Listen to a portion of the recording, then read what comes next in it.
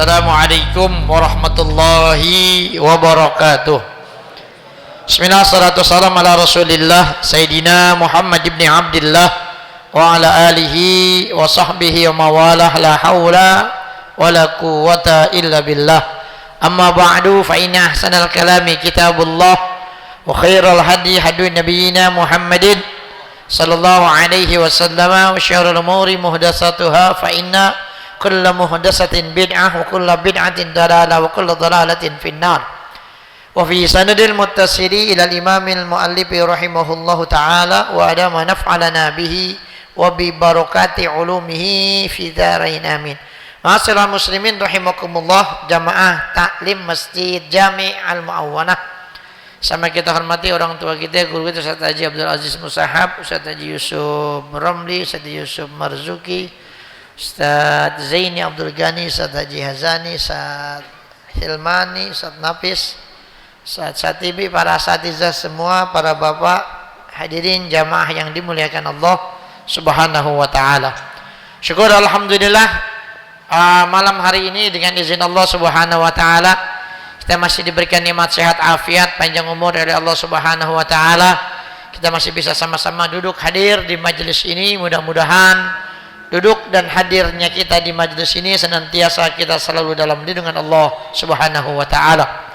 Salam dan salam semoga senantiasa selalu tercurah pada junjungan baginda Nabi besar Muhammad sallallahu alaihi wasallam. Mudah-mudahan kita semua kelak bisa berkumpul kembali bersama-sama di yaumil mahsyar di bawah naungan syafaatnya baginda Rasulullah sallallahu alaihi wasallam. Sebelum kita mulai ta'lim dari suratul Fatihah, Imamil Fadil Syekh Muhammad Nawawi Syafi'i Bismillahirrahmanirrahim. Imam Abdullah Nasir Muhammad bin Ibrahim Samarkandi Sunnah di Zaidin Yazim Suri Madinah Faqah hadal masjid ila hadratin Nabi Muhammadin sallallahu alaihi wasallam. Al-Fatihah.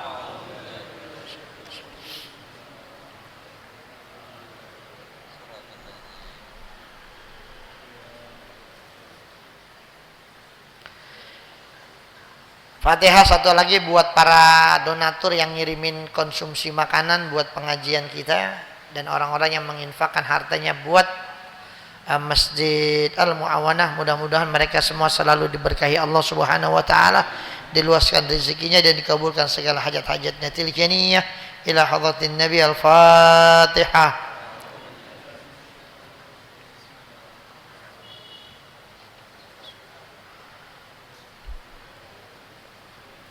Hadirin jamaah rahimakumullah, kita lanjutkan lagi 10 hal perkara yang dianggap kurang etis, kurang pantas, kurang elok ya.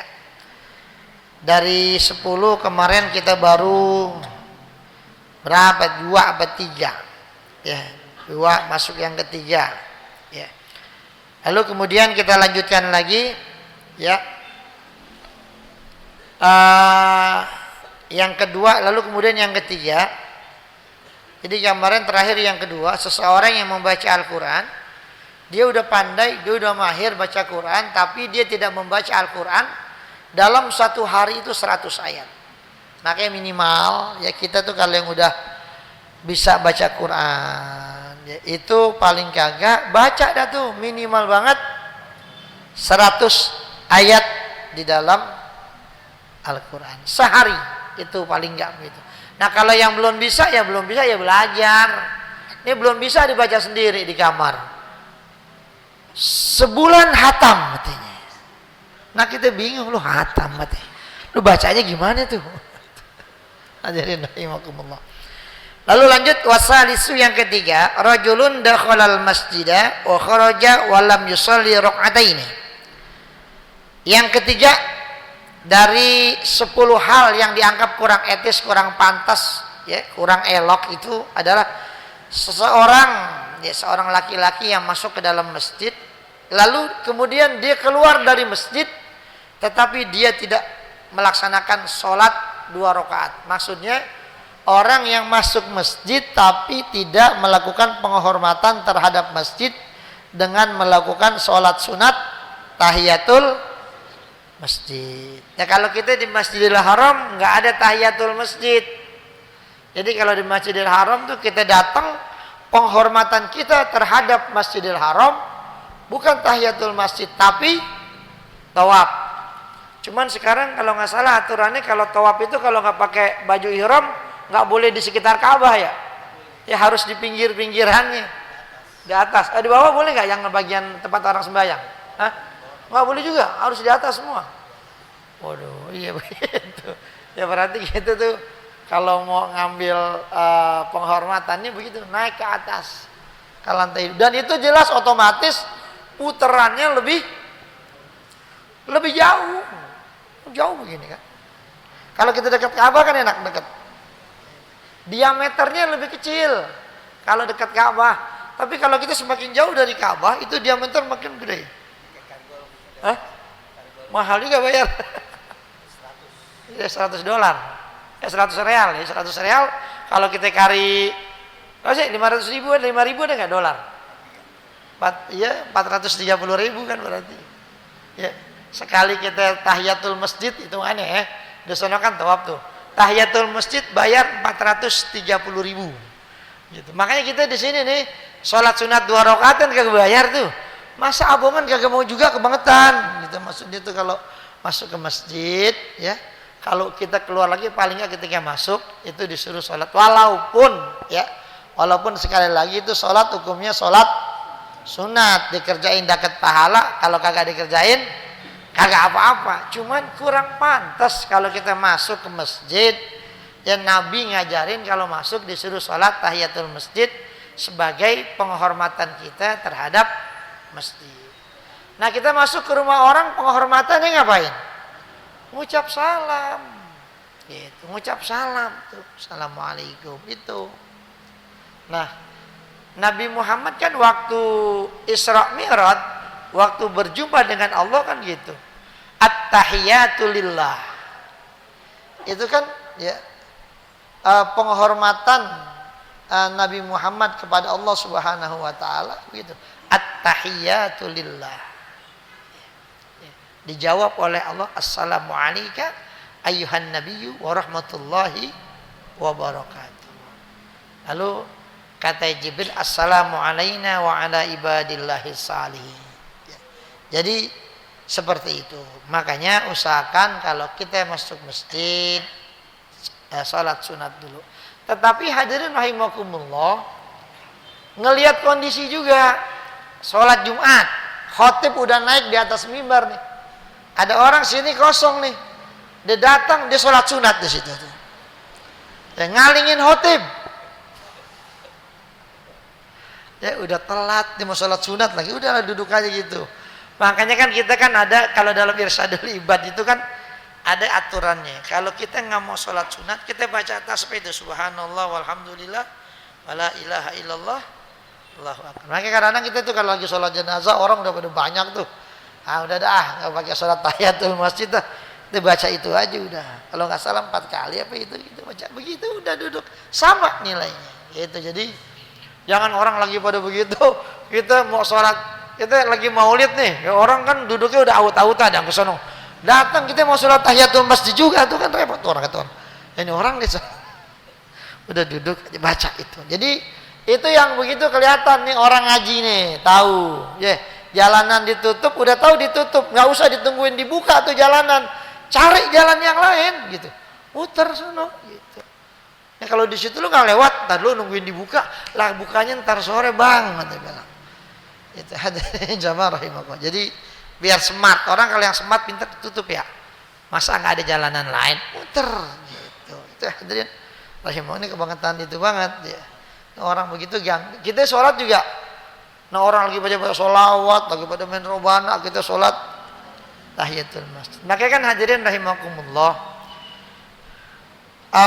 kalau di kitab I'anatul Talibin itu kan ada larangan orang baca Quran pada saat orang lagi sholat di masjid. Karena namanya juga masjid. Masjid itu tempat orang sholat, musola tempat orang sholat. Itu tempat orang sujud, tempat orang sholat, buat sembahyang. Makanya kan hadirin, ada larangan dari Nabi kalau kita itu lagi Jumat ya. Karena lagi sholat Jumat tuh ada orang yang nungguin masuk Jumat dia baca Quran, nyaring baca Qurannya ya. Sementara di sebelahnya ada orang yang baru datang dia sholat tahiyatul masjid, dia sholat, ya. Itu mereka terganggu dengan itu, nggak boleh. Makanya kan kalau lagi begitu tuh, makanya kan kalau orang tua saya tuh kalau yang namanya Jumat, ya, kalau pengumuman dia nggak ngasih tuh pakai pengumuman, nggak usah pakai pengumuman, bikin dosa aja. Orang lagi sembahyang tahiyatul masjid, lu baca pengumuman gitu. Ya masjid itu nggak butuh tuh orang gituan, lu tempel aja di dinding sono kan gitu. Ya karena begitu. Kalau dipikirin benar juga, orang belum tentu mau dengerin pengumuman. Tempelin aja yang mau tahu, baca. Orang tahunya ke masjid mau ngapain? Mau sembahyang Jumat, nah, gitu. Kadang-kadang begitu. Cuman kan karena kita emang zaman sekarang udah begitu, ya mau nggak mau, ya biar masalah keuangan, ya akhirnya dibacain. Makanya saya kalau di Masjid Mujahidin itu saya bikinnya habis sholat qobliyah Jumat, habis azan pertama baru baca pengumuman sambil jalanin tromol. Karena itu rata-rata kalau udah habis azan pertama itu orang udah pada sholat semua. Karena yang namanya tahiyatul masjid qobliyah itu kan di situ semua. Jadi kalau udah azan pertama itu orang udah pada duduk semua. Nah paling yang baru-baru datang dah tuh pada yang telat-telat. Ya kan? Ada orang yang pengumuman sebelum azan. Tapi tetap aja ntar habis azan sholawatan lagi ngapain? Jalanin tromol. Makanya saya bikin jadi satu, jalanin tromol sekalian baca pengumuman. Jadi orang udah kelar urusannya, udah pada duduk semua, jamaah juga udah pada maju rapat ke depan semua karena udah qobliyah semua, udah maju semua. Ketika azan pertama berkumandang kan orang udah maju semua. Itu jamaah rahimakumullah. Ya masing-masing tuh, ya masjid punya aturannya. Tapi kalau saya itu modelannya begitu. Cuman pengumuman yang lama-lama. Ini pengumumannya lama banget kadang-kadang kayak khutbah Jumat. Pernah tuh dulu begitu. Khotibnya Johana, pengumumannya lama banget kata Johana gitu. Din, ngapa John? Ini kita kalau di Mujahidin kalau sholat Jumat khutbahnya 3 katanya. Orang kan di mana-mana 2 kali khutbah, ini 3 kali. Yang mana tuh lagi? Itu pengumuman lama banget, pakai sampai 10 menit lebih katanya. Ya begitu hadirin. Jadi biar diatur juga, biar gimana pengumuman tuh ya tromol sekali satu sop udah, jangan sampai muter-muter. Jangan sampai orang khotib udah naik khutbah kita masih jalanin tromol kan gitu, udah selesai. Makanya tromol satu sop satu. Jadi kelar tuh. Pengumuman kelar, tromol juga kelar. Langsung azan khotib naik, azan kedua. Jadi kayak begitu. Nah itu semua tergantung kebijakan dari pengurus masjidnya masing-masing. Ya dia maunya modelnya model apa ya? Gitu. Hadirin rahimakumullah. Ya. Yang keempat, rajulun yamurru 'alal maqabiri wa lam yusallim 'alaihim wa lam yad'u lahum. Seseorang yang lewat kuburan, ya. Lewat kuburan, ini kuburan bukan atu, kober bahasanya. Tapi dia tidak mengucapkan salam kepada orang yang ada di kuburan. Dan juga tidak mendoakan mereka. Ini enggak pantas, enggak elok, enggak etis orang yang seperti ini. Kenapa? Karena Nabi ngajarin gitu, kalau lewat kuburan disuruh ngapain?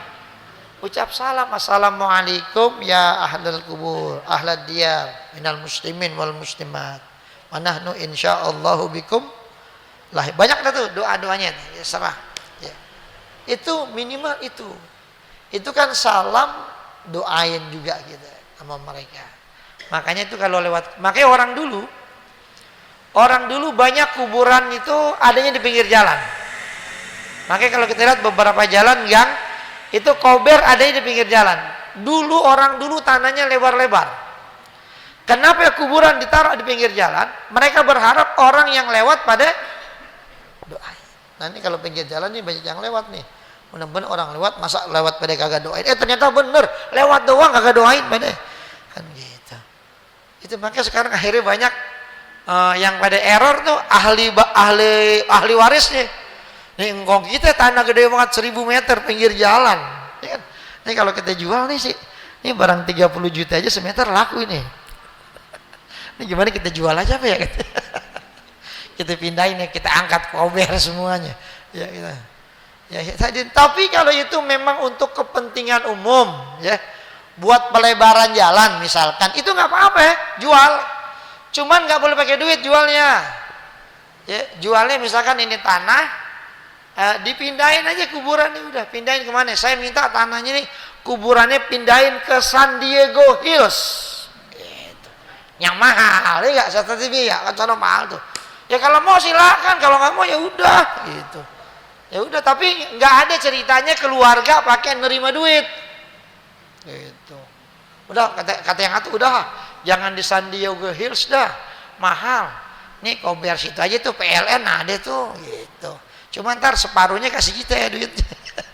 Itu yang begitu makan duit kuburan tuh, ngalamnya stroke, habis itu matinya lama biasa. Ya cobain aja deh pada jual kuburan dah. Kalau nggak percaya cobain aja, kuburan jual lah coba. Ya habis itu sakit paling stroke, habis itu lama matinya. Udah gitu mati juga matinya ribet, habis itu masuk kuburan juga urusannya repot lagi kan jual. Nah kuburan dijual. Itu hadirin rahimahullah. Ada nggak yang model begitu? Ya kuburan dijual, ya Allah. Ya makanya Pak begini, kalau kita ada kuburan-kuburan keluarga, wakaf keluarga itu ya, yang kuburannya udah tua-tua, kadang-kadang kita udah nggak kenal itu, cuman ada batunya doang, namanya udah kagak ada, udah ditumpuk aja, ditumpuk, biar ketahuan ada kuburan baru. Kalau ada kuburan baru, nanti anak cucu kita juga mau jual, dia mikir, ya kuburan nih. Kadang-kadang emang dasar paul anak-anak sekarang, itu ada kuburan uaknya dia tahu tuh, diratain sama dia, dikontrakin itu. Tolong Paul, ya Allah. Ada tuh contohnya begitu. Allah. Kadang-kadang kalau saya lagi ceramah dia pada gerah. Ustaz Sabudin kita jangan dipanggil lagi tuh ceramah, katanya emang apa? Nyinggung mulu. Nah bukan saya nyinggung, saya ngingetin ini. Dulu ada tanah kuburan, habis itu kuburannya diratain, disewain buat cuci setim motor. Itu saya yakin mayatnya itu kedinginan di Kober. Ya Allah. Ini turunan gua geblek banget kata gua disiramin air tiap hari kan gitu. Hadirin jamaah rahimah. Jadi begitu, kuburan itu jangan sembarangan. Orang kata Nabi, kita menginjak bara api itu lebih baik daripada kita nginjek-nginjek kuburan. Makanya cuman kan situasional juga. Kalau lagi di Koberan kuburannya rapat, nah kita mau gali kuburan, nah masa kita kagak mijek-mijek yang di sebelahnya, otomatis kita pijak dulu dah, kita minta izin dulu, bang mohon maaf deh bang ya, gue pijak dulu kuburan lu. Soalnya mau gali yang ini dulu, udah kagak muat gimana. Nah kuburan udah rapat banget kayak begitu. Makanya itu Pak, ya, kuburan-kuburan keluarga itu kalau yang udah kuburan udah tua-tua itu yang udah lama, daripada bapak nguburin di mana, di Al Munawwar aja nguburin kan mahal juga bayarnya kan ya. Ya. Itu mendingan itu aja, kalau kita punya wakaf keluarga itu dirapiin. Saya pernah ngobrol sama lurah, itu berdasarkan hasil pendataan, itu kuburan wakaf keluarga itu di wilayah kita itu banyak banget, cuman nggak ada yang keurus, berantakan. Ini kuburan yang tuh di sini, ini atuh kuburan lebar banget bikin batunya, selagu-lagunya ini buat 2 orang muat itu sebenarnya, sama dia bikin batu permanen. Udah gitu kadang-kadang posisinya berantakan, ada yang di sebelah sono, ada yang di sebelah sini. Ya dirapiin lah, kalau masih ada yang tua-tua kan enak tuh. Ya masih ada yang tua-tua nih kuburan nih, ini kita rapiin. Lalu kemudian terus yang boleh dikuburin di sini siapa nih? Biar jelas. Itu biar jadi nggak berantem. Masa dia no mantu dikuburin di situ? Nah gua kan anaknya, masa gua kagak boleh sih kan gitu. Boleh lo kalau sekarang gitu. Lo nyumpain gue mati gitu berantem urusan kuburan kadang-kadang. Jadi biar diatur. Kalau ada yang tuaan, biasanya yang mudaan ngikut. Begitu Pak, diatur ini. Ya, ada kuburan yang rada mencelong dikit, udah lurusin aja. Nih, mohon maaf nih, saya lurusin ya kuburan. Gitu. Tapi posisi jenazahnya sebenarnya udah melenceng, udah lurusin aja. Biar apa? Biar kelihatan ditatanya jadi rapi, itu begitu. Saya ada kuburan di yang di keluarga itu begitu. Waktu nguburin nggak konfirmasi sama saya, kan saya udah buat garis-garisnya. Ini wilayah ente sekian, ini batasnya sini. Yang ini batasnya sini. Dia main gali kagak ngomong lagi, gali separuh kakinya masuk ke wilayah tanah orang, kuburan yang lain. Nah giliran ini gimana Ustaz? Ini kuburannya masa nih dari batas pinggang dia masuk ke kuburan tanah orang? Ya udah geser aja batu nisannya. Geser kemana? Nah geser ke sonoan dikit, tanahnya dia. Itu mah tanahnya orang. Ntar mayatnya gimana? Urusan mayat dipikirin. Ya nggak ada urusan udah pokoknya. Yang penting ini biar jelas nih wilayah dia ini palanya di sini biar rata semua pala. Ini kaki di sini gitu. Ini buat jalanan kasih. Nah ini wilayahnya. Begitu Pak, kadang-kadang ngatur-ngaturin tuh begitu. Jadi biar jelas. Dan kalau begitu nguburin yang pertama kalau perlu 2 meter. 2 meter Pak. Biar apa? Biar nanti kalau numpuk enakan. Coba tanya Ustaz Satibi. Kalau nguburin di kober-kober, paling sepinggang ya. Sepinggang. Kalau ada harimau binatang buas mah digali itu. Sayang aja kucing kagak doyan sama manusia dagingnya. Ya itu, nggak ada binatang buas gitu kan. Kalau ada binatang buas mah kalau sepinggangnya digali masih. Kalau orang dulu nguburin tangan begini nih. Emang di kitab-kitab fikih begitu. Kalau nguburin tuh kita diri angkat tangan. Nah ini nih, nguburin begini dalamnya. Kalau sekarang nguburin segini, itu ini palingnya 2 meter ada lebih. Orang saya kan 173. Kalau saya angkat tangan begini, bisa 2 meter paling enggak. Bisa mau tukang galinya bayarnya 2 kali lipat. Bang, biasa kuburan nih biasanya 1 juta. Kalau mau ditambahin ya paling enggak bisa jadi 1,5 juta lah gitu. Enggak apa-apa Pak, bayar aja. Itu bayar. Jadi nanti kan bawah. Nanti ada yang meninggal lagi di atasnya lagi. Jadi enak Pak kalau kita udah punya tanah wakaf sendiri nggak repot. Kadang-kadang di kober juga kita nyari tanah yang kosong. Sebenarnya udah kagak ada. Itu pulun kuburan orang paling yang anaknya nggak pernah datang ditiban aja sama dia. Gitu. Nggak ada tuh tanah kober. Nah orang mati tiap hari ada. Nah tanah kober dari dulu segitu-gitunya aja. Coba dah, kalau nanya Ustaz Satibi dah. Kalau Ustaz Satibi kan dia kan kagak gali kubur, dia mau mandiin. Kalau nanya sama yang tukang gali kubur tuh, kadang-kadang digali kubur sebelah sana digali ketemu tengkorak, ya enggak? Sebelah sini digali udah 3 kali gali capek dia. Udah akhirnya dikumpulin tuh tengkorak. Diambilnya kain putih gitu. Dikumpulin, ditaruh di pojokan dikit. Udah masukin lu berdua dah lu ya biar anteng jangan berantem kan gitu dah. Kumpulin. Ya udah masing-masing alamnya nggak bakalan terganggu. Jangan dipikirin orang di kuburan kayak orang hidup di dunia. Dia biasa kalau mati gue jangan sama dia ya, kuburan jangan deket-deket sama apa? Mabok mulu, jarang sembahyang. Nah kalau dia dikebukin mulu gue puyeng nggak bisa tidur. Nah emang tetangga kita di rumah kalau kuburan mau beda kagak ada urusan. Tuh jamaah rahimakumullah. Jadi biasain kalau lewat kuburan ucap salam, doain mereka. Saya punya guru ya. Guru saya tuh di Pondok Labu. Kalau saya dulu ngaji tuh tiap habis subuh saya ngaji ke Pondok Labu. Berapa tahun tuh habis subuh berangkat ke rumahnya ngaji sorogan. Tiap hari Senin, Selasa, Rabu, paling libur hari Minggu doang. Ya, itu ngaji sorogannya begitu. Ngajiin diri doang. Ada 5 orang, 7 orang tapi kitabnya lain-lain. Ya, ada yang Mutamimah, ada yang Kailani, ada yang macam-macam itu masing-masing. Itu beliau cuma bilang gini, Din, kalau mau ngaji ya, yang paling utama tuh kalau minta doa dari orang yang ikhlas doain kita. Ya. Saya nanya guru doain, emang kalau orang yang ikhlas itu siapa yang doain kita? Dia bilang kalau yang namanya ustadz, kiai, habib belum tentu ikhlas. Kalau kita kasih gedean mungkin lebih ikhlas, tapi kalau kita kasih kecil, ya mungkin kadang-kadang ikhlasnya rada kurang. Jadi mana kalau mau nyari orang yang ikhlas tuh orang yang ada di kuburan itu orang yang kalau kita doain dia akan doain balik ikhlas doainnya gitu. Makanya kalau bisa ngaji kemarin lewatin kober. Wah ada jeruk purut nih cocok banget. Udah. Kita ngaji lewat jeruk purut itu. Ya lewat jeruk purut itu kan lewat benda bawah itu kan kober semua. Udah. Lewat situ kita salam kita doain. Udah. Otomatis dia kan doain rame-rame kan banyak tuh di situ. Berangkat. Jadi doa itu yang paling ikhlas siapa?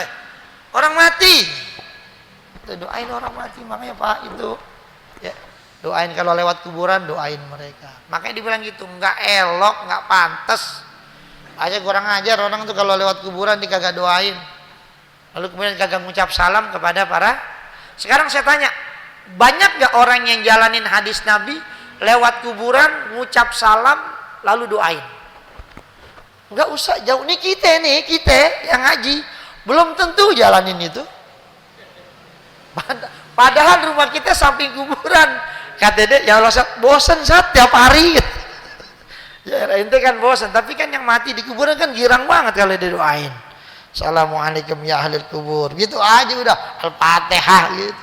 Nah kadang-kadang kita nih kalau lagi lewat naik mobil nih ke Jawa, itu kan kalau tanah-tanah yang banyak puunan-puunan Kamboja itu udah pasti gober gitu. Udah kita lewat nggak usah berhenti, bacain aja Fatihah buat penghuni gober itu semua gitu. Ntar jalan lagi ketemu kuburan lagi begitu, bacain Fatihah buat mereka gitu. Lewat lagi begitu aja udah. Mereka itu doain balik buat kita. Doa yang gratis itu Pak, gratis dari orang-orang yang ikhlas yang ada di kuburan. Karena nggak semua orang yang lewat mau ngucapin salam, mau doain. Nah kita kadang-kadang ziarah ke Wali Songo. Nah kuburan kan lewat dulu kita tuh banyak. Gitu. Tuh, lewat doain tuh. Nggak usah pakai berhenti. Nah kalau ada kober berhenti mulu kapan nyampe nya gitu. Kober berhenti. Fatihah. Kober berhenti. Itu mau nggak nyampe udah jalan aja terus. Lihat wah ada pohon Kamboja banyak. Kober nih. Udah. Assalamualaikum ya hadiah. Bisa bacaan Fatihah udah begitu. Saya kadang-kadang kalau lewat di Pulau Masjid As-Salafiyah itu kan ada kuburan saya punya bapaknya Guru Amin. Apa namanya? Buyut ya. Di atas kakek Buyut. Bapaknya Guru Amin itu kan kalau Guru Amin kan kuburinnya di situ.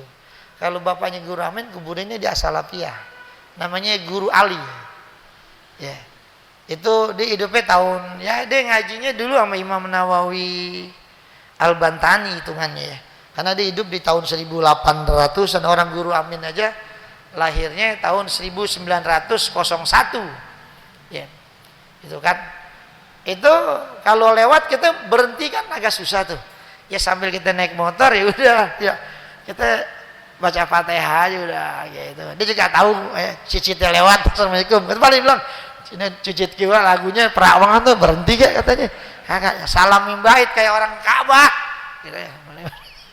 Ya gitu hadirin rahimah. Yang penting kita lewat kita masih ingat tuh baca doa gitu. Syukur-syukur kalau mau. Nah kalau berhenti dulu lama kita urusannya kan begitu hadirin rahimakumullah. Jadi minimal tuh kalau lewat doain. Mereka itu girang kalau didoain. Kan ada riwayat tuh di Irsadul Ibad tuh. Ya kalau kita baca itu ada orang yang biasa rumahnya tuh kalau pulang pergi lewatin kober dan selalu dia doain tuh kalau mau berangkat mau pulang. Satu waktu karena banyak urusan dia kelupaan doain, akhirnya dia ketiduran, malamnya dia ngimpi. Itu banyak orang datang pakaiannya putih pada. Assalamualaikum warahmatullahi wabarakatuh. Pak Haji, dari mana nih? Dari kober sono. Pada mau ngapain? Enggak, mau ngingetin Pak Haji biasa kalau lewat doain kita. Cuman tadi semalam tumben kita nggak didoain kan gitu. Ya dengan dosen ya Allah. Ternyata mereka pada ngarepin kalau didoain gitu hadirin rahimakumullah. Kayak tukang minta-minta ada Pak. Tukang minta-minta atau nenek santri setiap ke rumah kita kasih 2.000. Itu langganan udah. Gitu. Pokoknya seminggu 3 kali datang dia. Gitu. Dia udah tahu nih pasti keluar nih. Gitu 2.000. Ya kenapa? Kalau kita nggak ngasih ditungguin. Gitu kenapa? Ini biasa ngasih dia gitu. Nah sama kayak begitu orang meninggal biasa kita lewat kita doa. Orang tua kita juga begitu Pak yang udah meninggal dunia. Kalau kita biasa doain dia malam Jumat, malam apa, itu mereka ngarepin tuh ben nih ya. Itu dia kagak ngirimin gitu, nggak ngirimin doa. Ternyata anaknya nggak ikut pengajian. Nggak ikut pengajian otomatis bapaknya nggak dapat kiriman doa. Ya udah ya, ini anak dia kagak ikut lagi. Ya udah dia mau bilang apa? Dia nggak bisa bilang apa-apa. Dia mau negor juga kagak bisa kan? Alamnya udah beda sama dia. Nah itu makanya hadirin rahimakumullah. Ingat, jadi ketika Rasulullah nyuruh kita mengucapkan salam kepada orang mati, itu berarti antara orang hidup dengan orang mati itu punya ikatan. Udah gitu domirnya mukhatab, assalamualaikum.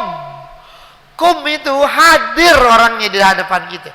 Dan dia menjawab sama kayak kita, assalamualaikum warahmatullahi wabarakatuh. Ada yang jawab nggak? Ada, karena yang kita ngomong itu ada. Kalau rumah kosong, kita masuk ke villa nih, ya, kita nyewa villa, kita ngucapin jangan assalamualaikum. Emang kagak ada orangnya, jin doang isinya. Ya, assalamualaikum wa ala ibadillahis, kecuali yang jagain villa tinggalnya di situ. Tapi kalau itu villa kosong, kita masuk buka pintu, anyep itu rasanya, waduh, ini rumahnya banyak yang tinggal di sini. Udah assalamualaikum wa ala ibadillahis salihin. Gitu. Bukan assalamualaikum, ente masuk villa kosong, ente ngucap assalamualaikum. Ntar ada yang jawab baru tahu rasa ente. Waalaikumsalam warahmatullahi. Pak, nggak jadi nyewa villa, nggak jadi dah. Pulang, mengapa? Ya Allah, orang kagak dijawab salam kita. Gitu. Itu salah sendiri, ngapain assalamualaikum. Nah kata yang di dalam gitu, nggak perlu assalamualaikum, lagu jawab waalaikumsalam. Itu hadirin rahimakumullah. Nah yang di Kober itu mereka jawab salam kita, cuman kita kagak dengar itu Pak. Makanya kan orang itu kalau di kuburan itu, orang-orang tua kita kalau hari Jumat ya, mulai dari hari Kamis sore asar itu udah pada nungguin mereka di situ sampai malam Sabtu, sampai Sabtu pagi subuh itu masih nungguin di situ, masih nungguin anak-anaknya pada datang buat ziarah tuh. Makanya Pak biasa, makanya kalau guru Amin itu dia itu ziarahnya hari Kamis sore habis asar sebelum maghrib. Itu kalau ziarah di situ gitu ya, kebiasaan itu begitu. Tapi terserah saya mau, tapi biasa begitu Kamis sore ya. Udah sebelum malam Jumat tuh, dari Kamis sore asar mau ke maghrib itu di situ ziarahnya. Ya. Lagi enakan kalau jam segitu masih rame, kalau malam kan sepi kan gitu. Belakangnya kurung batang kan gitu. Ya Allah, makanya saya bilang ini kurung batang kalau bisa jangan taruh sini. Emang apa? Nah orang jarang malam-malam kan iseng juga di kurung batang, walaupun itu belum pernah dipakai ya, tapi tetap aja kurung batang tuh rada-rada angker kalau gitu. Coba ada bapak-bapak ada kalau kurung batang di musola taruh dah itu. Pindahin apa tuh? Ke dalam gudang, jangan dipajang begitu. Gitu Pak. Ada tanya aja Ustaz TV nih yang tukang ituin kalau di Kamboja. Ya, apalagi kita bawa mobil ambulan, jenazahnya masih ada darah-darah netes ya. Ya, tanya tuh yang di dalam. Ntar malam-malam ada yang nangis. Gitu kadang-kadang begitu. Enggak tahu kenapa. Emang itu Ustaz TV ya? Iya begitu, tanya aja dia nih kalau enggak percaya. Paling kagak lampunya nyala sendiri itu, pluk. Nah, mobil kagak dihidupin lampu nyala kan. Tapi kalau model kayak yang udah biasa sih enak aja gitu. Ya itu alhamdulillah belum dinyalain udah nyala duluan itu kan gitu. Ada yang makanya mereka tuh biasa begitu. Kalau ada jenazah begitu tuh pulang nyampe langsung dicuci itu dia. Jangan pakai nyampe malamnya darah masih ada di situ gitu. Kadang-kadang kan suka begitu juga. Yang mati-matinya kagak wajar kan suka begitu. Nah itu hadirinnya baru Ustaz TV tuh paham dari pokoknya kalau urusan begitu-begitu nih, pelajarannya sama beliau 2 jam nggak kelar ya, cerita-cerita misterinya dia tuh aduh, ada yang tangannya hilang kan gitu kan, orang kalau ketabrak kereta itu kan ada yang tangannya hilang, kakinya nggak lengkap, kurang atu itu kadang-kadang logis nggak logis, mayatnya ngasih tahu yang mandiin, bang kaki saya ada di pojokan no sebelah sono lu cari, dicari bener ada ya saat itu ya, itu dibilangin kayak gitu hadirin. Iya itu masih kadang-kadang ada yang datang ke rumah ngucapin terima kasih kan gitu, kagak enak ya. Ya kan ketawa aja gitu, Kayak gue kenal nih yang tadi gue mandiin, ini pagi, ini malam dia datang. Ya Allah, senyum aja. Itu jadi kalau itu ya udah biasa mah enak aja gitu. Ya, nggak ada masalah sih. Itu hadirin jamaah rahimakumullah. Jadi begitu ya, orang-orang meninggal itu mereka masih punya keterkaitan dengan kita. Makanya ngedoain orang yang udah meninggal dunia kata nggak nyampe buat mereka. Ya Allah, iza mata ibnu Adam in qata amalu ila min salasin, itu gak jelas. Ya. Doa dari anak, ya kalau dari anak kan artinya dari siapa aja. Awaladin salihin yad'ulah. Itu walad itu bukan diartiin anak doang. Ya, tapi bisa dari kerabat, saudara, teman dan lain sebagaimana yang mendoakan dia. Walladzina ja'u min ba'dihim yaquluna rabbana ighfir lana wa li ikhwanina alladzina sabaquna bil iman. Jadi ngedoain orang-orang yang udah meninggal, yang dulu mereka itu yang udah didahului oleh mereka, yang udah pada meninggal duluan didoain. Artinya apa? Bisa. Makanya kadang-kadang kalau kita ketemu tuh sama saudara-saudara kita yang modelnya doanya kagak nyampe gitu, nggak usah didoain udah. Nah kalau doa kagak nyampe ngapain disolatin jenazah? Ya, kita main logika aja dah. Sekarang kita tanya, sholat jenazah itu isinya apaan? Doa. Allahumma ighfir lahu warhamhu wa'afihi wa'fu anhu. Itu yang singkat. Allahumma la tahrimna. Itu kan doa semua. Nah sekarang kalau dibilang doa nggak sampai buat orang mati, logikanya kenapa Nabi ngajarin baca doa sholat jenazah Allahumma ighfir lahu warhamhu wa'afihi? Main logika aja dah.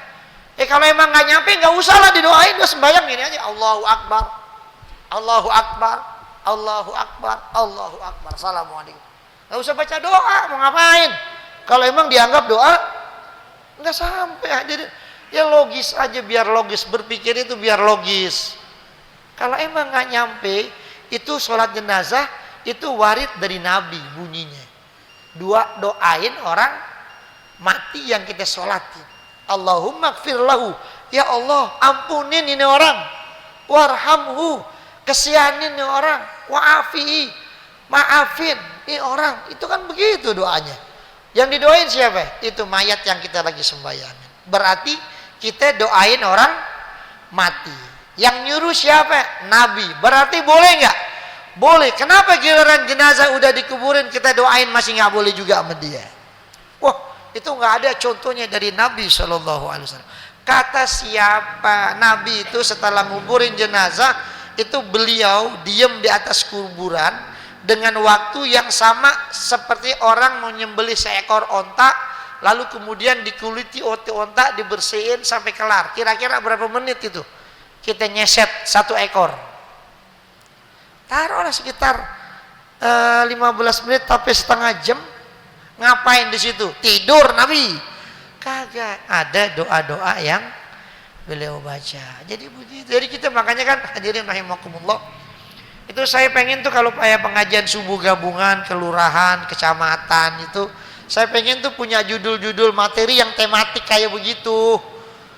Ya, biar nanti masalah-masalah yang lagi update sekarang apaan dibuat itu, bikin pakai makalah, pematerinya bikin makalah, lalu kemudian nanti diserahin kepada jamaah.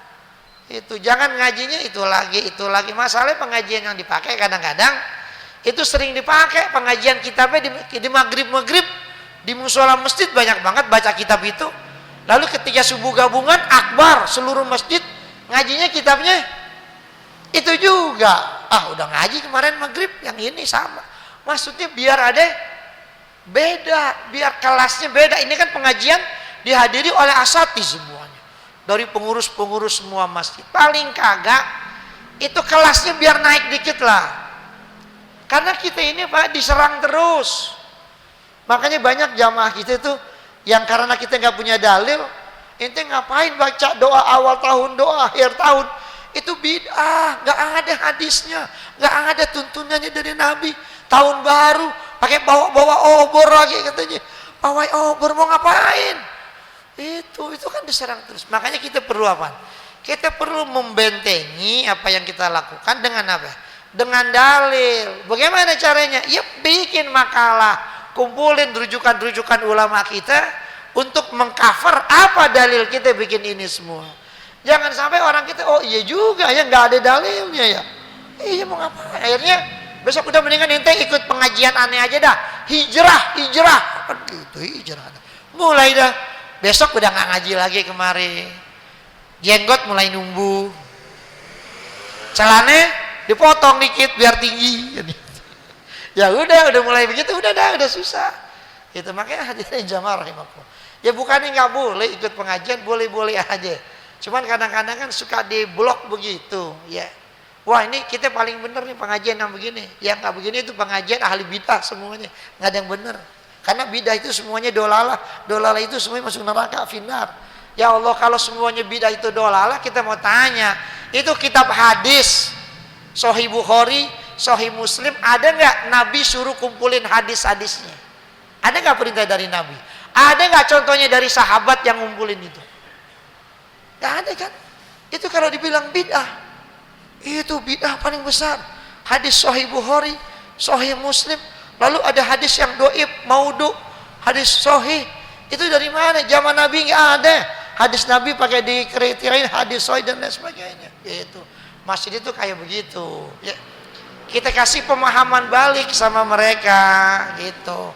Ya bukannya berarti kita mengecilkan mereka, tapi biar paham, biar ada perimbangan. Jangan kita mulu yang teliti, tapi kita juga teliti juga pemahaman mereka. Sembahyang di masjid, musola yang ada masjidnya itu nggak boleh, itu sama aja musyrik, nyembah kuburan. Makanya kita lihat saudara-saudara kita yang model begitu nggak bakal mau sembahyang di masjid yang ada.